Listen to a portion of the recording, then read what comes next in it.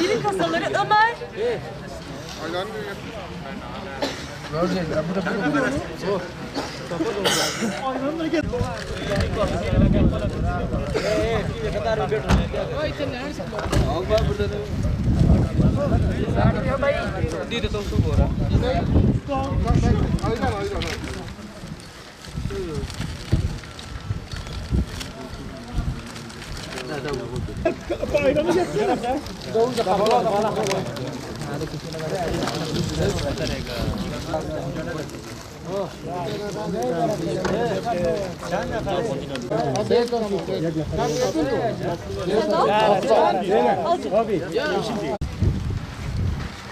चार नफर रोजा रोजा रोजा चार नफर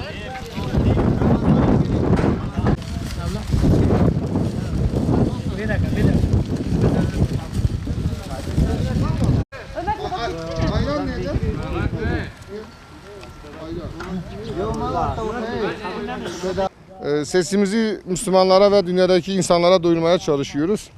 Burada Afgan, Bangladeşli, Pakistanlı bir sürü mülteci ve muhacir kardeşlerimiz var.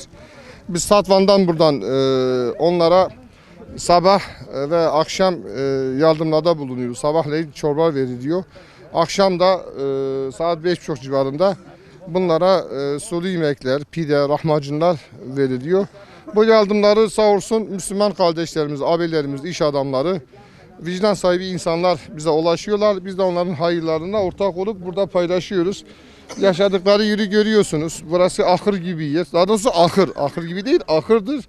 Burada bazen günlerce kalabiliyorlar ve uzak yollardan geliyor. Yaklaşık 3000 kilometrelik bir yolu çoğunu yürüyerek geliyorlar. Çoğunun ayakkabıları yırtılıyor, ayakları şişiyor.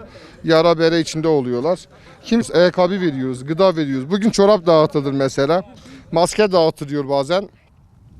Mümkün olduğu kadar bunlara burada sıcak yemekle ayakta tutmaya çalışıyoruz. Tabii bizim yaptığımız deryada damla.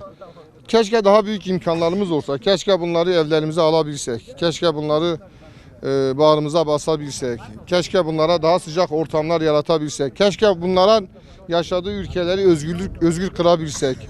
Maalesef yaşadıkları ülkelerde huzur, savaş, huzur olmayınca, savaş olunca göç ediyorlar, hicret ediyorlar. Bize de düşen muhacirlere ensar olmaktır. Bu anlamda biz de inşallah ensarlığımızı yapmaya çalışıyoruz. Emeği geçen bütün yardımsever abilerimize, kardeşlerimize, bacılarımıza, ev hanımlarına canı gülünden teşekkür ediyoruz. Allah razı olsun. Zaten yaşadığı yerleri az çok tahmin edebiliyorsunuz. Yani hayvan bile affedersiniz burada yaşamıyor ama maalesef bu insanlar gece gündüz burada kalıyorlar. Ayakkabı yok mu? Etrafınızda. 3 tane.